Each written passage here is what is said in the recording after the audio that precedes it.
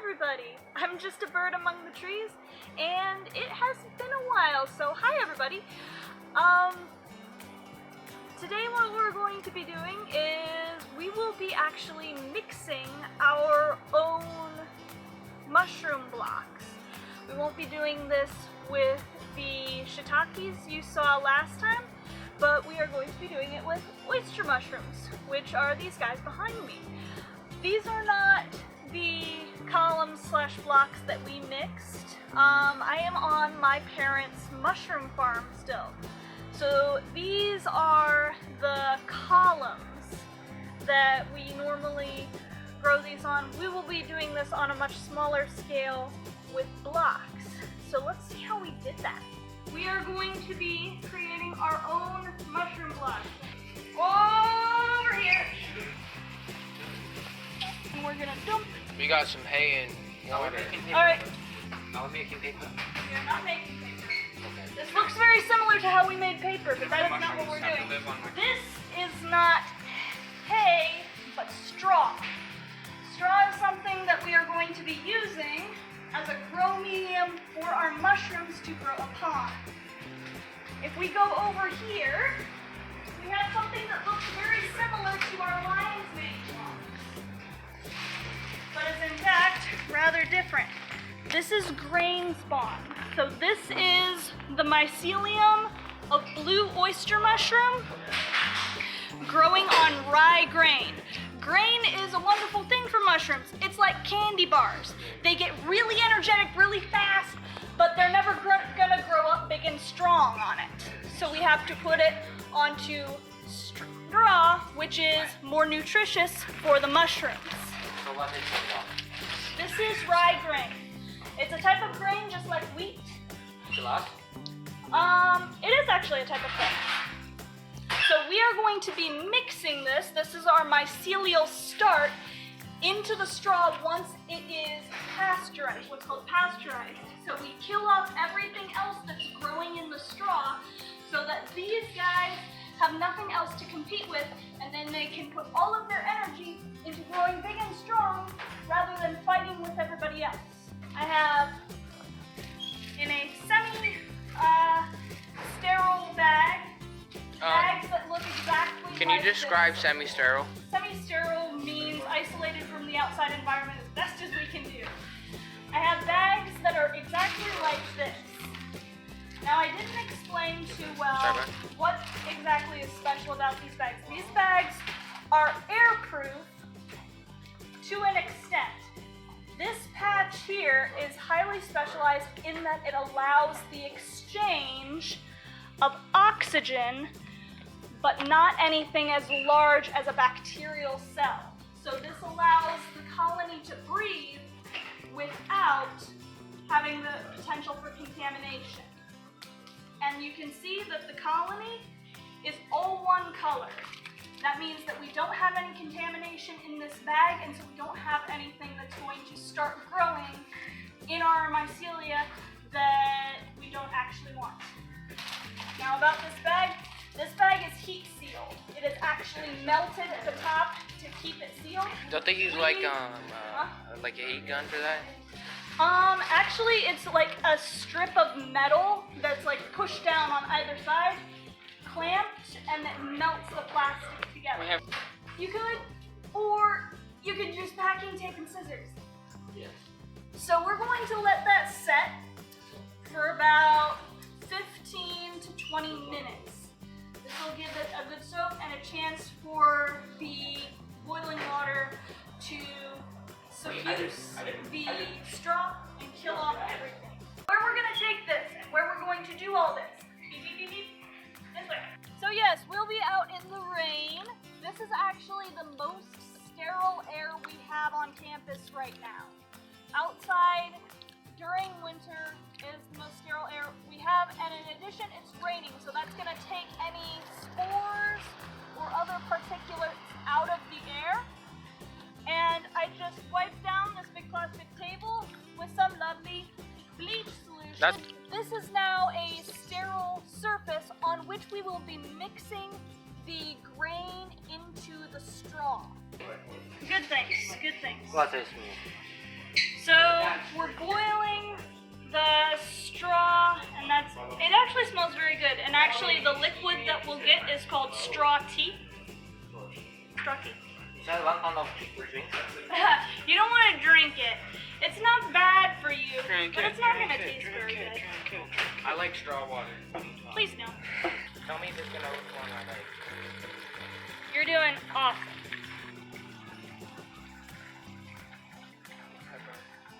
This may be our first time doing this, but we'll figure it out. Alright, I think we're good enough that we can pour it onto the table now and it'll just run off. Okay. So pour out the straw onto the table.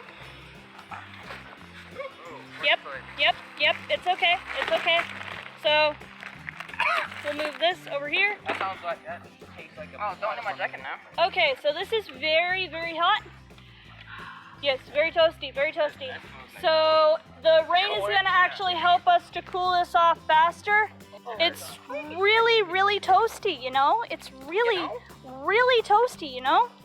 Next thing I need everybody to do is beat this up so that we can spread, but don't like bust the bag.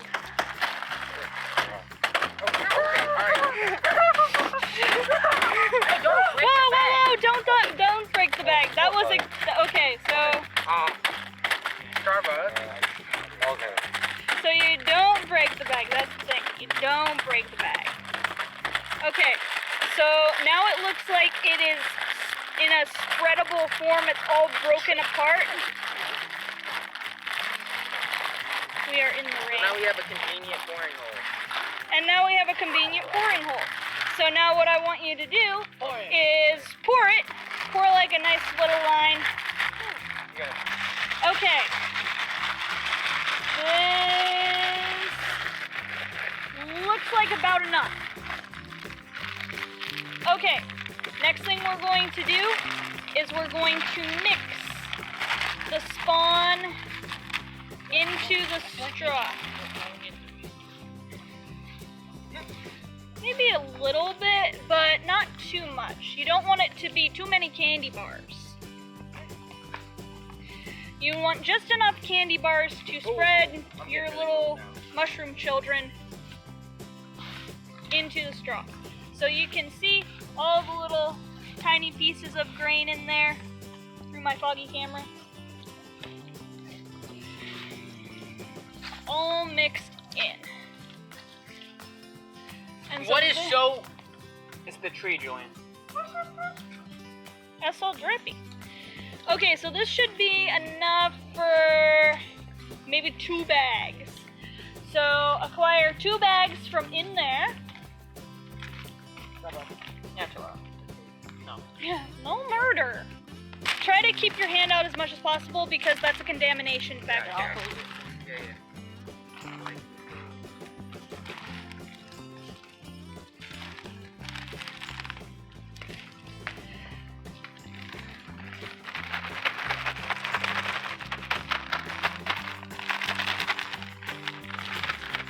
And really pack it in there. Remember, we're trying to simulate wood. These mushrooms grow on wood normally. So you squish it down and do it sort of like shake it up and down. So bounce it a little bit. Yeah, like that. Next thing's next, we have to seal it. So we're gonna fold it down and we need to tape it. I feel like taping it inside would be a better idea. Taping it inside would be a better idea. So we're gonna take a clean, dry paper towel. Wipe off the water so that we get a good seal. Where's the beginning, where's the end? So hold this side.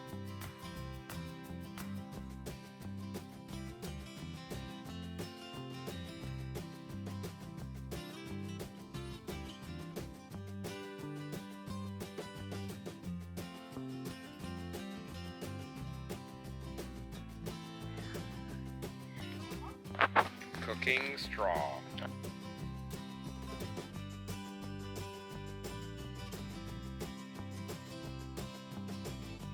Okay, pause. Let me get a rock. This is professional. Look at. look at that.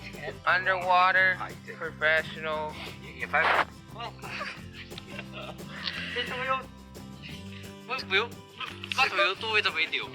Put it on YouTube. We have this. Like what? Okay. We're waiting for the water to boil. Spread it out, spread it out, spread it out.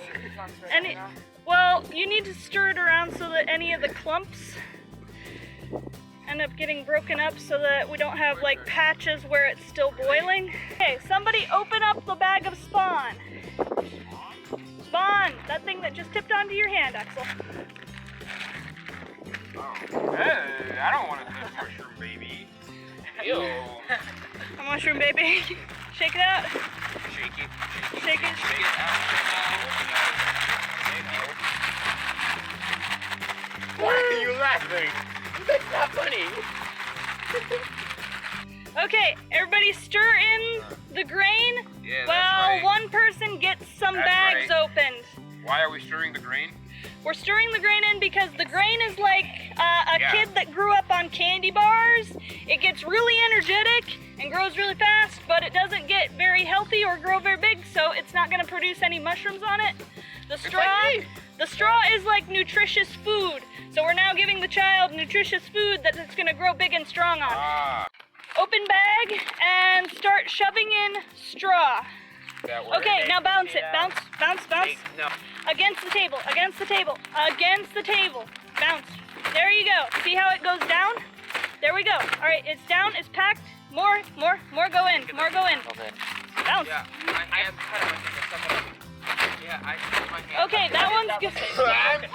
Okay, that's good enough. So we're packed. Okay, now you're gonna tape the opening.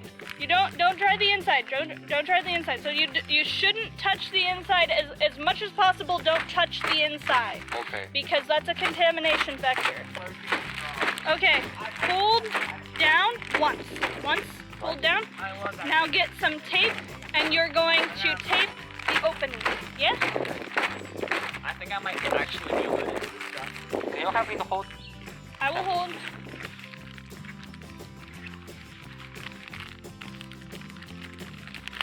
And the goal is we have a nice sealed bubble.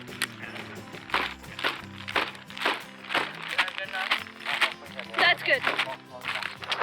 So we need to one more test now. We need to make one more, yeah. Okay.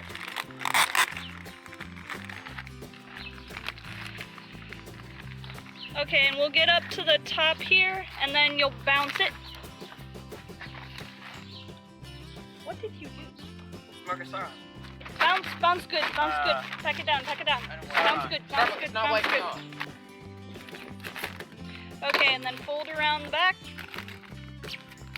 And over the top. Bada bam, bada boom. Alright, so I just moved all of our new blocks up to the chemistry lab because contamination rate is going to be pretty low here, but I also haven't cut any slits in the bags yet because also the humidity here is atrocious. But we also have our blocks that we made just 2 days ago, and already you can see nice, clean, white mycelia growing out from the grain and into the straw. We want 5 inches apart. So why like don't, one right here and one right here? why don't we just do 1, 2, 3, 4? We'll end up with fewer larger mushrooms.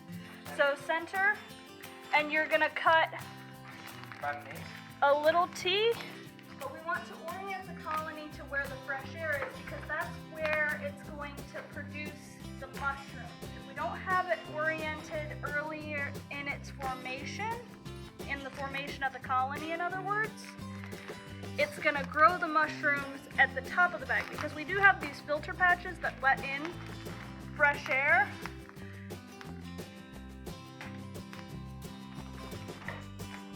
After we get back from break, these blocks should be pure white with mycelia. Hi everybody, I'm back on campus for a short snippet 1 week later. As you guys know, school kind of closed for 3 3 weeks on governor's orders for the shenanigans. But you can see that the blocks have colonized beautifully, but they're coming with me to actually my parents' farm, where I learned to grow mushrooms. So this should be cool. I'll keep an eye on them for you guys. Alright, we're now at my parents' mushroom farm, where I learned to do this, and our blocks are right here. You'll notice they look a little bit different than these guys. These are the shiitake blocks. So they're growing on sawdust versus ours are growing on straw. And let me finagle my way back here. Oh gosh, no, I'm not gonna be able to do that. No! Okay, I'm turning the camera around. Right back in there, we can see that our blocks are beginning to pin. Now this room is not the pinning room. This room is very dry. This is where the shiitake blocks are colonizing. So I'm about to take all these guys into the shiitake growing facility. Alright, so I've now moved all of our little lovelies into here, and it looks like there's only this one that's actually pinning, but if it starts pinning in an area where it's too dry, then it's going to do what's called singe off, where the little baby mushrooms will get too dry to actually continue growing and the pin will die. And now we're in the growing facility, and you might recognize these guys. I have them over next to the lion's mane here. So we're going to keep an eye on this pin and see how it grows over the next week or so. Alright, well I took one picture per day, and you can see that these guys grow pretty darn quickly. So this guy is at the point that it's actually ready to pick. I can't pick it one-handed.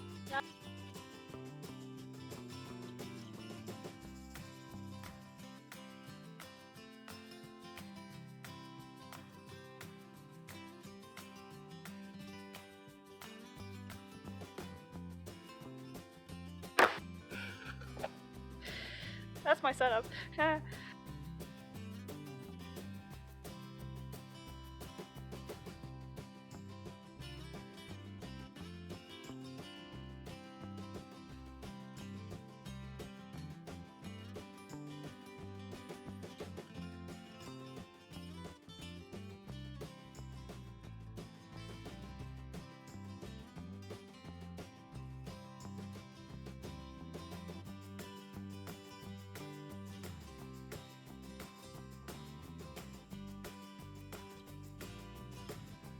So these I got just in this picking, and those are the two from earlier, and there's still some more coming on that aren't quite ready. These are doing very, very well. Right, will be the last picking of our first flush, and they are looking absolutely beautiful. One more, two more. Basically the last picking of our first flush. Alright, I just got finished doing the last first flush picking, and we have 3 full boxes. I'm gonna guess each of these is about 5 pounds, but I'm gonna go weigh them. Not quite 5 pounds each, but pretty close. So we had a successful experiment. It was awesome. We ended up with over 15 pounds of mushrooms off of just that little bit of straw and spawn. So if we had, I wish we had, but if we had weighed the mass of the straw and the spawn that we put into those blocks, we would have ended up with over 100% efficiency in conversion of that biomass to the wet weight of the product, which is the blue oyster mushrooms that we grew. Of course, part of that weight is going to be the water that we boiled the straw in, but let me tell you, once those blocks were done fruiting out, they were lighter than marshmallows. It was ridiculous. I'm definitely going to be working further with this project in the future, so this is the last video for this school year. We did the last filming of this video at school before spring break.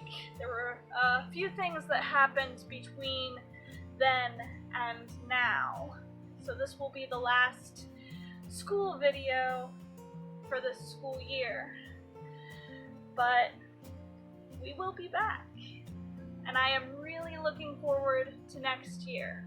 But until then, I will be seeing you in the next video.